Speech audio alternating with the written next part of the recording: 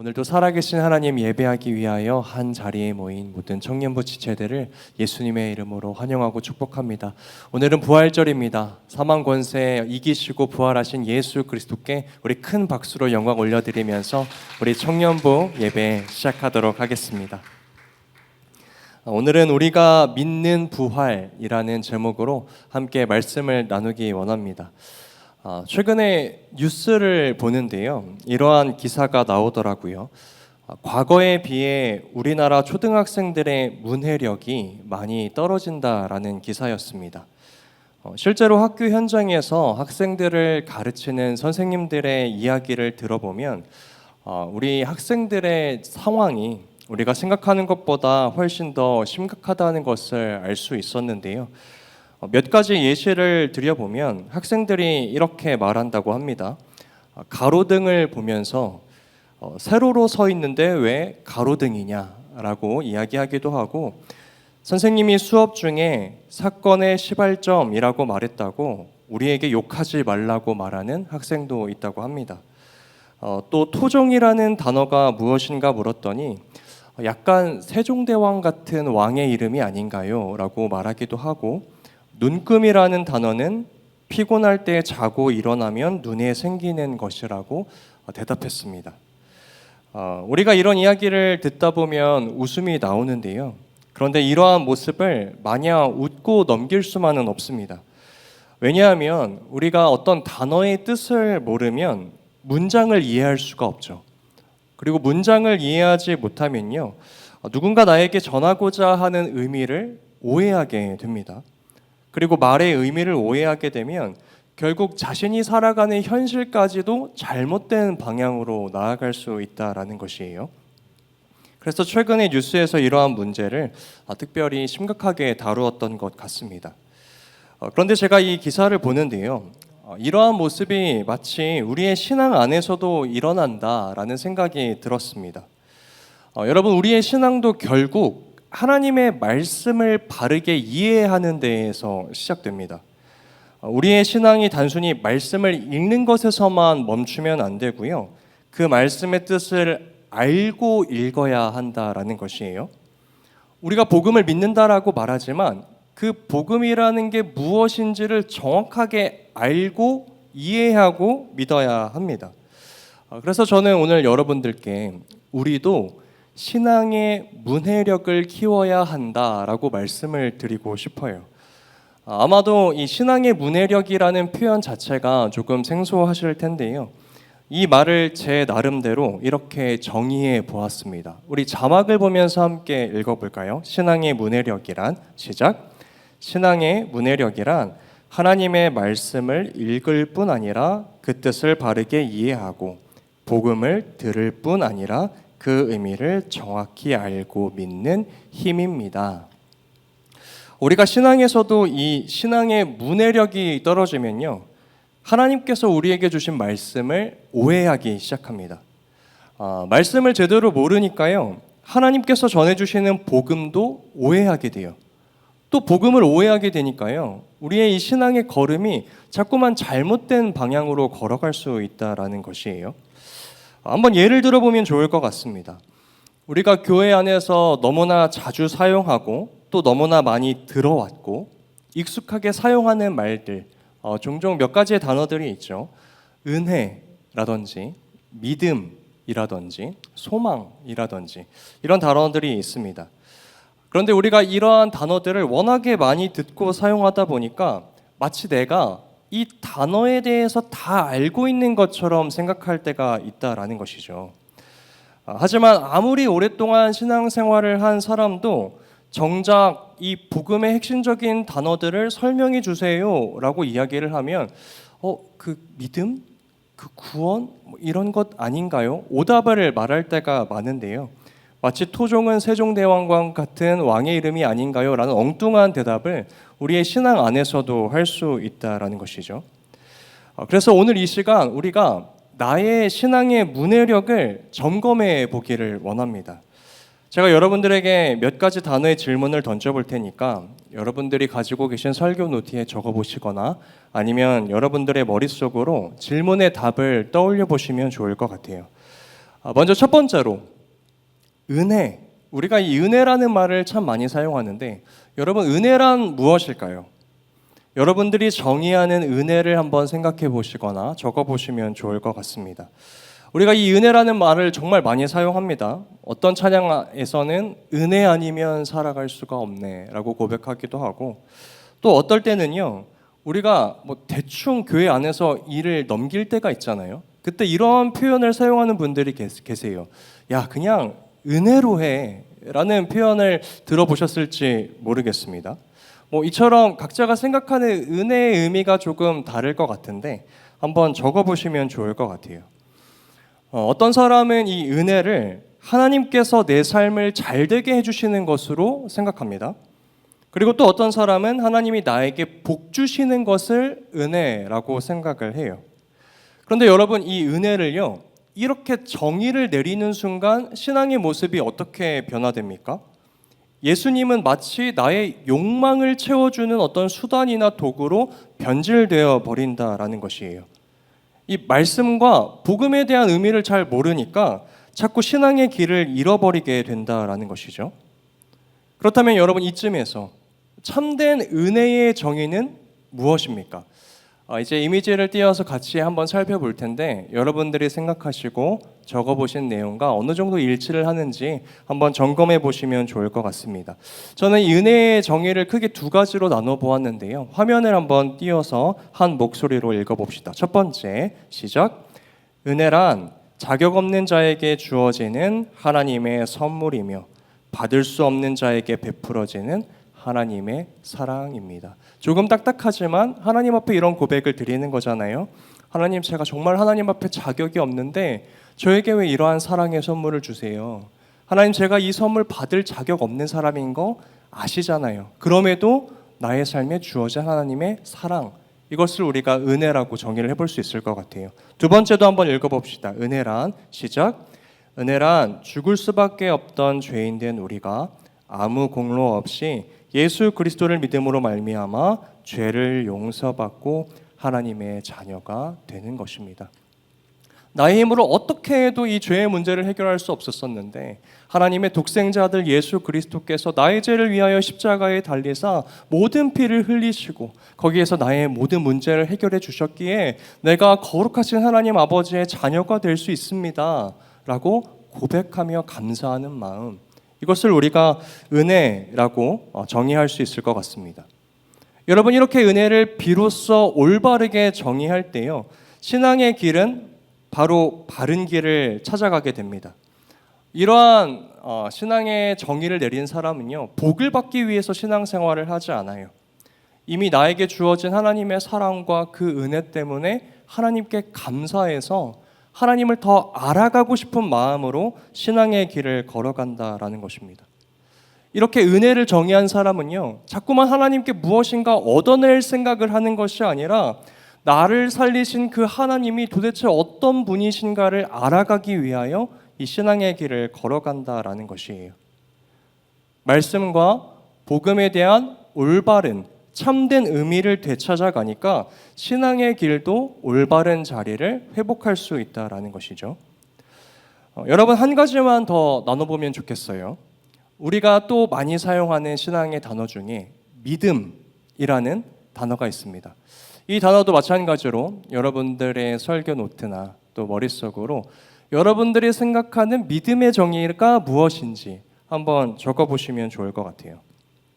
어떤 사람은 이 믿음이라는 단어를요 뭔가 내 마음을 굳게 잡는 결심이나 결단 정도로 생각하기도 하고요. 또 어떤 사람은 막연하게 분명히 지금은 어렵지만 나중에는 잘 될 거야 라는 어떤 긍정적인 힘이라고 생각하는 경우도 있습니다. 그런데 마찬가지로 믿음을 이런 식으로 정의하기 시작하면요 우리의 신앙의 모습이 하나님을 붙드는 것이 아니라 어떤 나의 감정이나 결단을 붙들게 되죠. 뭔가 나의 결단과 결심이 강할 때에는 내가 믿음이 막 좋은 것 같고 또 그렇지 않을 때에는 하나님이 안 계시는 것 같은 신앙의 기복을 경험하게 된다라는 것이에요. 하지만 성경이 말하는 믿음은 무엇일까? 이번에도 믿음의 정의를 함께 살펴볼 텐데 여러분들이 적으신 그 정의와 어느 정도 일치하는지 한번 확인해 보시면 좋을 것 같습니다. 우리 화면을 보면서 읽어볼까요? 믿음이란 시작. 믿음이란 보이지 않지만 살아계신 하나님을 신뢰하고 그분의 말씀이 반드시 이루어진다는 것을 확신하는 것입니다. 두 번째 시작. 믿음은 내 가능성을 믿는 것이 아니라 하나님의 신실하심을 믿는 것입니다. 마지막 세 번째 시작. 믿음은 내 감정에 기대는 것이 아니라 하나님의 약속 위에 서는 것입니다. 여러분, 이 정의들을 보니까 이 방향성이 자꾸 누구에게 있는 거예요?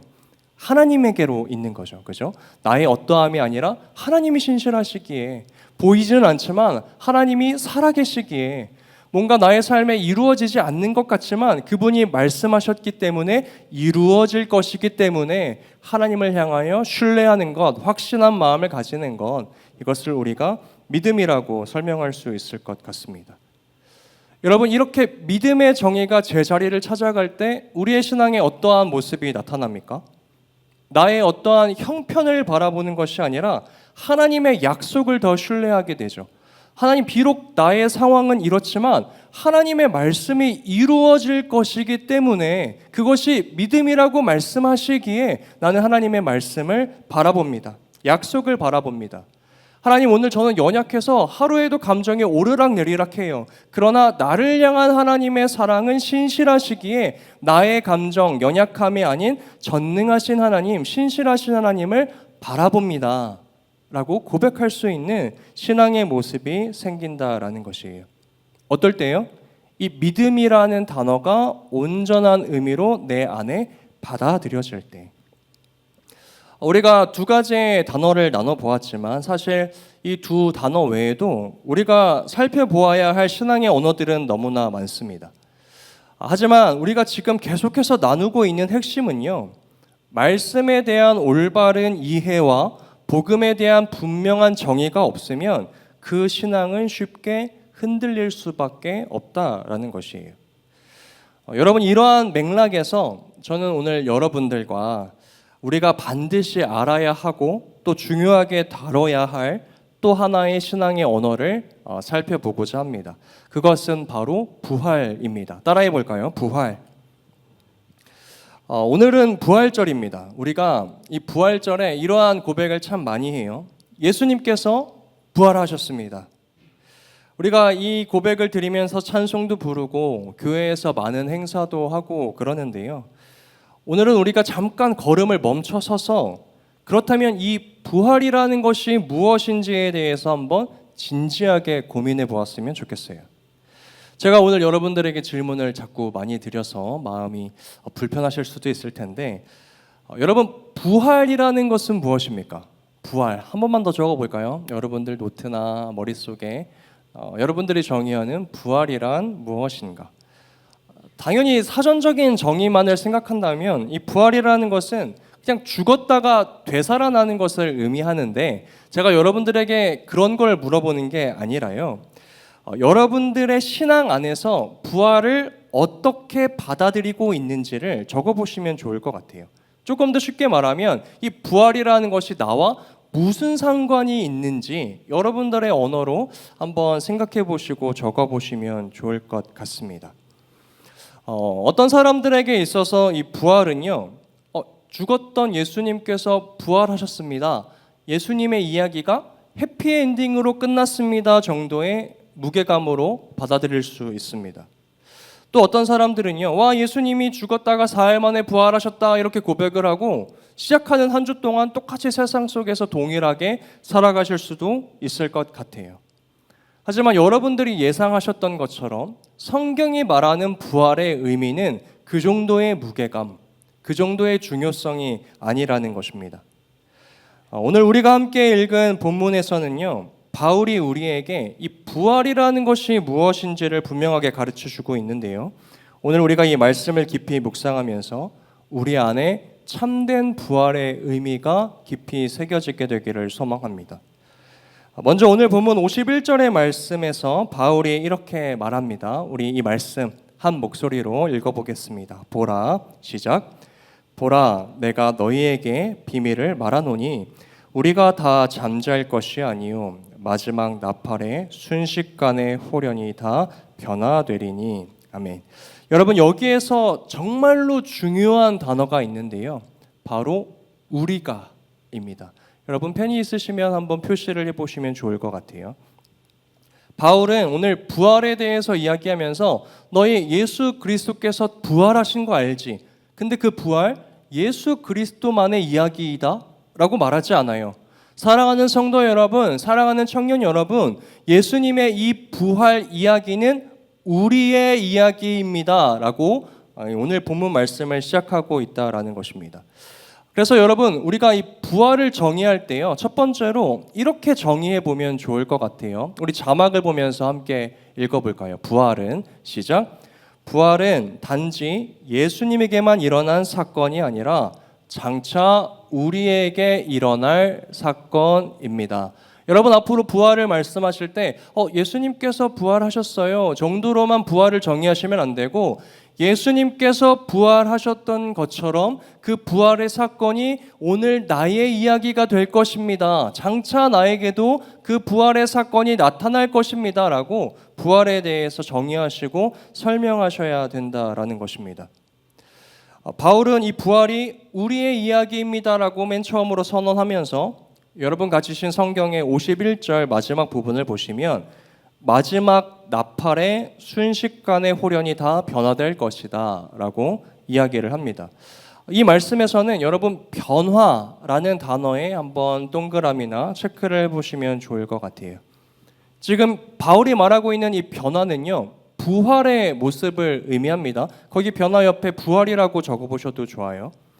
하나님의 때에 우리는 예수님께서 부활하셨던 것처럼 우리도 부활할 것입니다 라고 선언하고 있는 것이에요. 여러분, 그러면 이 부활의 이야기가 나의 이야기, 우리의 이야기다 라고 하면은 자연스럽게 이어지는 궁금증이 있습니다. 질문이 있어요. 그렇다면 부활한 우리의 모습은 어떤 모습일까? 라는 질문으로 자연스럽게 이어지는데요, 그 모습을 알려면 예수님께서 부활하셨던 모습이 어떠한 모습이었는지를 살펴보면 됩니다. 성경을 보면요, 부활하신 예수님이 제자들의 눈 앞에 나타나시거든요. 그리고 제자들은 그 나타나신 예수님의 손과 옆구리에 남겨진 못자국과 창자국을 눈으로 볼 수 있었습니다. 그리고 부활하신 예수님은 제자들 앞에서 음식을 드시는 모습을 보여주세요. 여러분, 이것이 무엇을 의미하냐면요, 예수님의 부활은 분명한 몸의 부활이었다라는 것이에요. 어떤 사람들은 이 부활하면요, 나중에 부활의 날에 뭔가 영혼만 둥둥 떠다니면서 하나님과 영원히 사는 것이라고 생각을 하는데, 성경이 말하는 부활의 모습은요, 우리가 예수 그리스도처럼 몸의 부활을 입을 것이다 라고 이야기한다라는 것이에요. 그리고 성경은 이 부활한 몸에 대해서 사실 많은 것들을 설명하진 않습니다. 우리가 좀 상상을 해볼 수는 있는데요, 예를 들어 제자들이 문을 닫고 어느 한 집 공간 안에 모여 있었단 말이에요. 그런데 부활하신 예수님이 그 문을 열지 않고 뚫고 들어오세요. 그리고 부활하신 예수님이 제자들 곁에 있는데, 제자들이 부활하신 예수님을 옆에 두고도 잘 알아보지 못합니다. 이런 모습을 볼 때 성경학자들은 그 부활한 몸의 형태가 이전과는 다른 영광스러운 모습일 것이다 라고 이야기하는데, 우리가 성경에서 모든 걸 다 알 수 없지만 분명히 알 수 있는 한 가지는, 예수님께서 영광스러운 몸으로 부활하신 것처럼 그를 믿는 그리스도 안에 있는 모든 자들도 예수님처럼 몸의 부활을 얻게 될 것이다 라는 말씀입니다. 그러므로 우리가 앞으로 이 부활을 설명하고 이야기할 때 우리가 앞서 읽었던 것처럼 이렇게 고백할 수 있어야 해요. 저를 따라 고백해 봅시다. 부활은 예수님에게만 일어난 사건이 아니라 우리에게 나타날 사건입니다. 이것이 우리가 부활에 대해 가져야 할 첫 번째 정의입니다. 부활은 그저 예수님의 어떤 승리 사건이 아니라 예수님 안에 있는 우리 모두에게 반드시 나타날 미래의 사건이라는 것이에요. 그래서 바울이요, 예수님을 가리켜서 잠자는 자들의 첫 열매이다라는 표현을 하는데, 이 말씀이 고린도전서 15장 20절에 기록되어 있어요. 우리 이 말씀 한 목소리로 읽어볼까요? 그러나 시작. 그러나 이제 그리스도께서 죽은 자 가운데에서 다시 살아나사 잠자는 자들의 첫 열매가 되셨도다. 아멘. 여러분, 여기서 첫 열매는요, 첫 수확을 가리킵니다. 첫 열매가 맺혔다는 것은요, 그 뒤를 이어서 더 많은 열매가 따라온다라는 의미거든요. 그래서 예수님께서 잠자는 자들의 첫 열매로 부활하셨던 것처럼 예수님을 믿는 수많은 사람들도 그리스도 안에서 이 부활의 열매를 맛보게 될 것이다 라는 말씀이에요. 그래서 오늘 이 말씀을 듣는 우리 모든 청년들이 오늘 예수님에게 나타난 이 부활의 영광이 장차 나에게도 나타날 하나님의 확실한 약속이다 라는 것을 신뢰하며 오늘 이 부활절을 보냈으면 좋겠습니다. 저를 따라 고백해 봅시다. 나도 예수님처럼 새롭게 부활할 것이다. 이러한 부활 신앙 가지고 살아가는 우리 새한 라이즈 되시기를 예수님의 이름으로 축복합니다. 여러분, 이렇게 우리가 부활에 대해서 정의를 하고 믿고 이해하기 시작하면요, 이제 이 부활 신앙을 가진 신앙의 모습은 건강한 신앙의 길로 걸어가기 시작합니다. 부활을 단지 예수님의 이야기 정도로만 믿는 사람들은요, 인생에서 실패를 경험할 때 끝이다라고 이야기를 해요. 죽음이 나의 앞에 다가올 때, 어떤 죽음과 같은 위기가 다가올 때 그저 두려움 속에 빠집니다. 하지만 부활을 예수님에게 나타난 사건뿐만이 아니라 나에게 일어날 하나님의 약속이고 사건이다라고 믿는 사람은요, 이렇게 고백하는데요. 우리 자막을 보면서 함께 따라해 봅시다. 부활은 오늘의 믿음을 지키는 반석과 기둥입니다. 왜냐하면 부활을 나의 이야기로 믿는 사람은요, 오늘 내가 바라보고 있는 나의 현실보다 나에게 말씀하신 하나님의 미래를 더 크게 바라보며 살아가기 때문입니다. 그렇기 때문에 인생의 상실이나 아픔을 겪었을 때 그것을 끝이라고 말하지 않고 눈앞에 죽음과 같은 위기가 보여도 마지막이다라고 말하지 않을 수 있다는 것이에요. 여러분, 우리가 역사를 되돌아보면요, 바로 이러한 믿음으로 살아갔었던 믿음의 선조들을 발견할 수 있는데요. 여러분, 혹시 카타콤이라는 단어를 들어보신 적이 있을지 모르겠습니다. 사진을 하나 보여주실까요? 여러분, 카타콤은요, 거대한 지하 공동 묘지입니다. 초대 그리스도인들이 로마의 핍박과 박해를 피해서 숨어 지냈던 장소이기도 합니다. 지하 동굴이에요. 이 카타콤 중에서도요, 베드로 카타콤이라고 불리는 장소가 있는데요, 이 장소는 약 3세기 무렵에 그리스도인들이 모여 있었던 곳이다라고 추측을 하고, 이곳에 약 15,000명 정도의 그리스도인들이 묻혔을 것이라고 추측합니다. 여러분, 이 카타콤은요, 말 그대로 땅 아래의 무덤이라고 보시면 돼요. 빛도 거의 들지 않고요, 사람들이 여기에 죽어서 사람들의 유해가 쌓여 있는 곳입니다. 그리스도인들이 그들의 뼈를 모아두면서 생활을 했다라고 이야기를 해요. 그런데 이곳이 처음 발견되었을 때 정말로 많은 그리스도인들이 이곳을 찾고 주목했는데요. 왜냐하면 이곳에 남겨진 벽화들 때문이었습니다. 벽에 그려진 그림들 때문이었어요. 이곳에는 초대 그리스도인들이 그렸던 요나의 그림, 노아의 그림, 다니엘의 그림들이 있었는데 모두 다 구원과 부활에 관련된 그림들이었다는 것이에요. 우리 사진을 하나 보여주시죠. 왼쪽에 보이는 사진은요, 다니엘이라고 써져 있는데 다니엘이 사자굴에 들어가 있는 그림입니다. 오른쪽에 있는 그림은요, 노아의 방주에 타고 있는 노아와 조금은 잘렸지만 노아가 비둘기를 날리고 있는 그림이거든요. 여러분, 초기 그리스도인들이 왜 이 카타콤, 빛도 들어오지 않는 지하 동굴에서 나의 사랑하는 지체들이 죽어있는 그 유해들을 바라보며 벽에 그림을 그렸는데 왜 하필 요나, 다니엘, 노아와 같은 사람들의 그림을 그렸을까요? 여러분, 저는 만약에 그림을 그렸다면 황제의 위엄이나 제국의 번영이나 내가 소망하는 어떠한 미래들을 그렸을 것 같아요. 그런데 왜 이들은 죽음에서 건진받은 성경의 인물들을 그려놓았냐라는 말입니다. 왜냐하면 여러분, 이것이 그들의 신앙 고백이었기 때문이에요. 우리는 지금 비록 땅 아래에 묻혀 있을 수 있다. 우리의 이름은 세상에서 지금 잊혀져 있을 수 있다. 우리의 몸은 아마도 이 빛도 들어오지 않는 어두운 동굴에서 묻혀 없어질 수 있다. 그러나 하나님이 우리를 잊지 않으신다.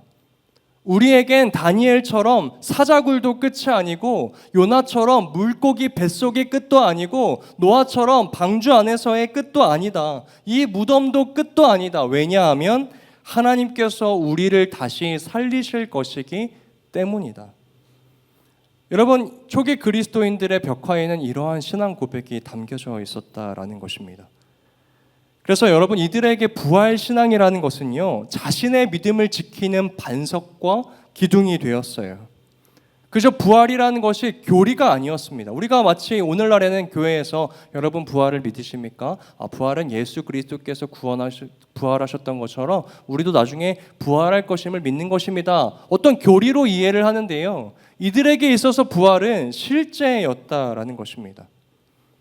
부활을 나의 이야기로 믿었기 때문에 그 부활 신앙을 자신의 믿음을 지키는 반석과 기둥으로 사용했다라는 것이에요. 이 부활 신앙이 있었기 때문에 로마의 박해에서도 그들은 굴복하지 않았고 죽음이 나의 눈앞에 있음에도 불구하고 믿음을 포기하지 않았다라는 것입니다. 여러분, 오늘 우리가 읽은 본문 말씀에서 바울도요, 이러한 믿음을 보여주고 있습니다. 여러분, 바울이 어떤 사람인지 잘 아시잖아요. 우리가 예전에 바울이라는 영화를 함께 보기도 했는데요. 날마다 박해와 위협 속에서 믿음을 지켰던 사람입니다. 여러분, 바울 주변에는요, 날마다 죽음이 도사리고 있었어요. 그런데 오늘 본문 55절의 말씀을 보니까요, 바울이 마치 죽음을 향하여서 승전가, 승리의 노래를 부르고 있는 것처럼 보입니다. 우리 고린도전서 10장 55절의 말씀을 새번역 버전으로 함께 읽어보기 원하는데요. 죽음아, 함께 읽어보겠습니다. 시작. 죽음아, 너의 승리가 어디에 있느냐? 죽음아, 너의 독심이 어디에 있느냐? 여러분, 지금 바울이 두려움을 못 찾겠어서 이런 말을 하는 게 아니에요. 인생에 아무런 문제가 없어서 어려움 어딨어? 죽음 어딨어? 사망 어딨어? 이런 식으로 이야기를 하는 게 아니라 자기의 눈앞에 박해와 핍박과 죽음이 눈앞에 도사리고 있는데 그것들을 정면으로 마주하면서 질문을 던지고 있다라는 것이에요. 승리의 노래를 부르고 있다라는 것입니다. 문제가 사라져서가 아니라 하나님께서 자신에게 주실 부활을 나의 더 큰 현실로 바라보았기 때문에 이러한 문제들 앞에서 바울은 승리의 노래를 부를 수 있다라는 것이에요. 사랑하는 청년 여러분, 저는 오늘 이 자리에 모인 우리 모든 청년들에게도 초기 그리스도인들과 오늘 바울과 같은 부활 신앙이 있기를 간절히 소망합니다. 우리 청년들에게도요, 죽음과 같은 문제와 무게가 찾아올 때가 있잖아요.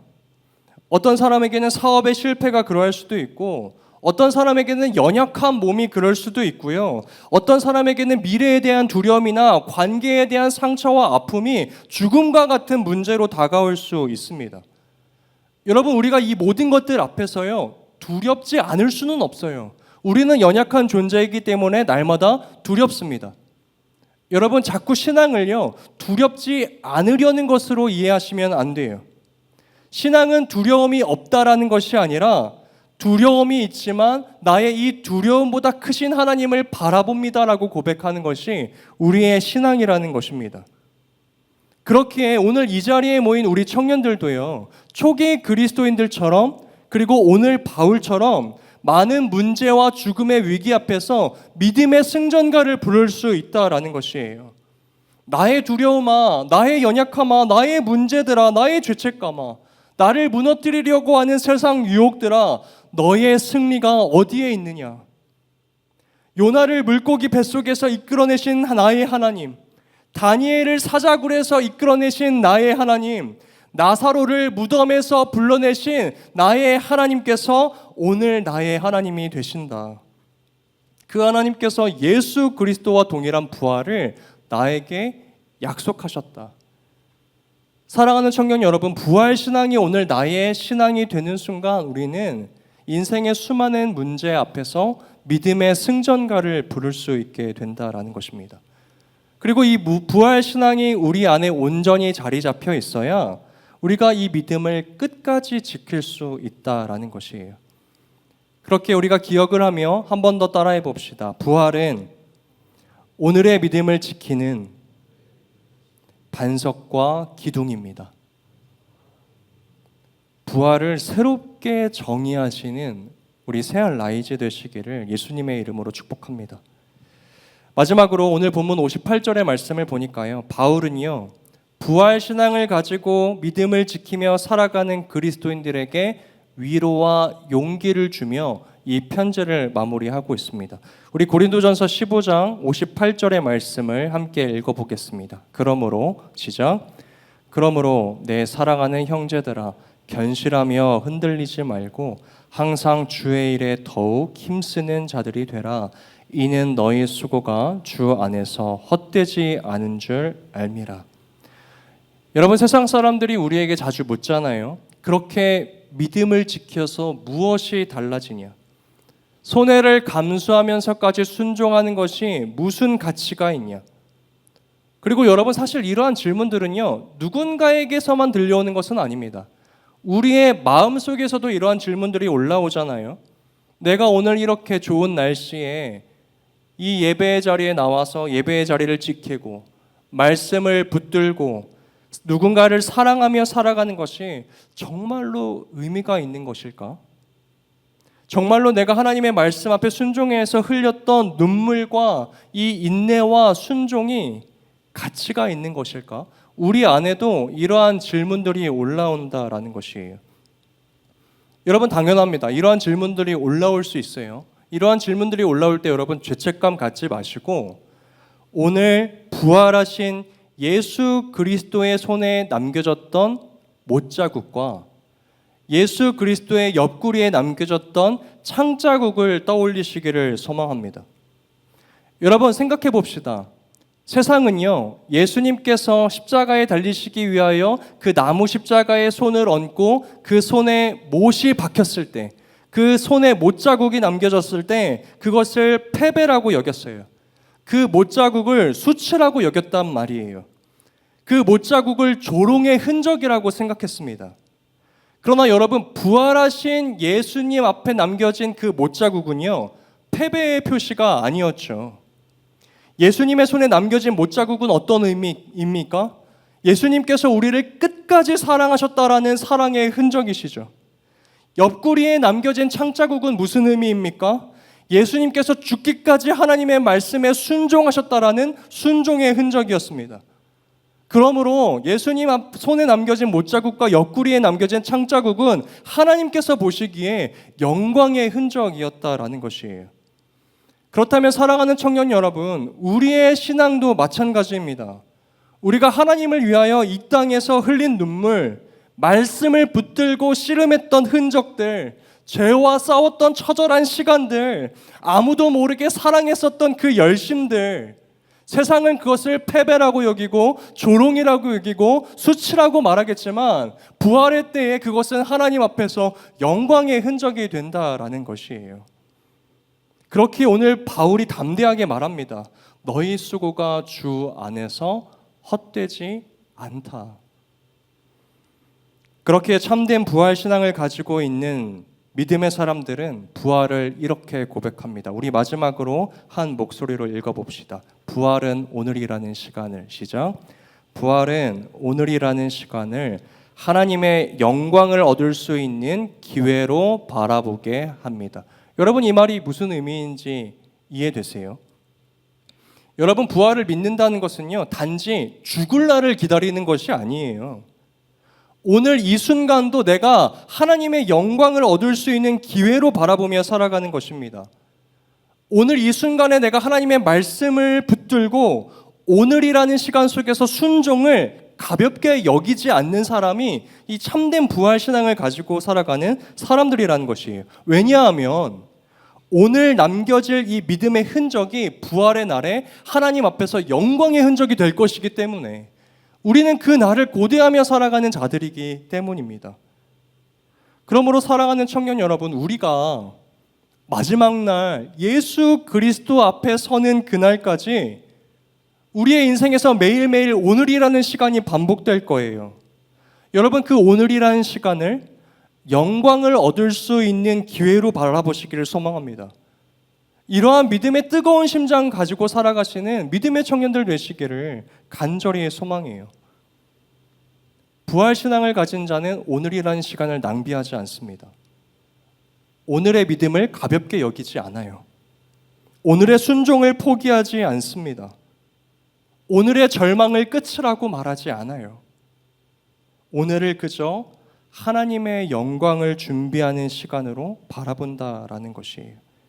그리고 하나님께서는 바로 그런 사람들의 삶을 통하여 이 땅에서도 이미 부활의 능력을 얻은 사람으로서 살아가게 하십니다.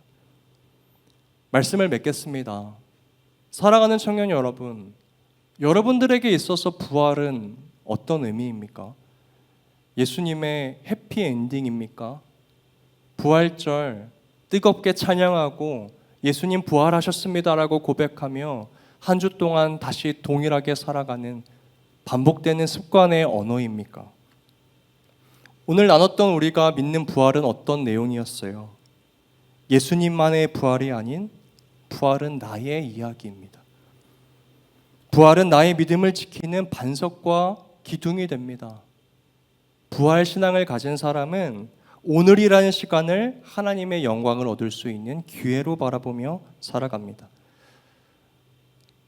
오늘 이 자리에 모인 우리 청년들이 이 부활절에 단지 예수님이 부활하셨습니다 라고 기념하는 데에서 멈추지 않고 오늘 이 말씀을 통하여 부활을 단지 아는 사람이 아니라 부활을 믿는 사람이 되기를 소망합니다. 이 땅에서 살아가는 모든 순간 동안 그 하나님의 영광을 얻기 위하여 다름질하고 뜨거운 예수 그리스도의 심장 품고 뜨겁게 사랑하고 뜨겁게 순종하고 뜨겁게 말씀 붙들며 살아가는 믿음의 청년들 되시길 소망해요. 그래야 여러분, 우리가 부활의 때에 서로의 영광의 흔적을 바라보며 기뻐하지 않겠습니까? 그때 말씀 앞에서 이렇게 순종했었지, 너가 그때 이렇게 사랑했었지, 죄를 이기려고 처절한 눈물을 흘렸었지. 우리가 부활의 때에 예수 그리스도 앞에서 잘하였다 착하고 충성된 나의 종아 라는 그 음성을 듣는 그날까지 우리가 부활신앙 가지고 하나님의 약속 붙들고 살아가는 믿음의 청년들 되시길 예수님의 이름으로 축복합니다.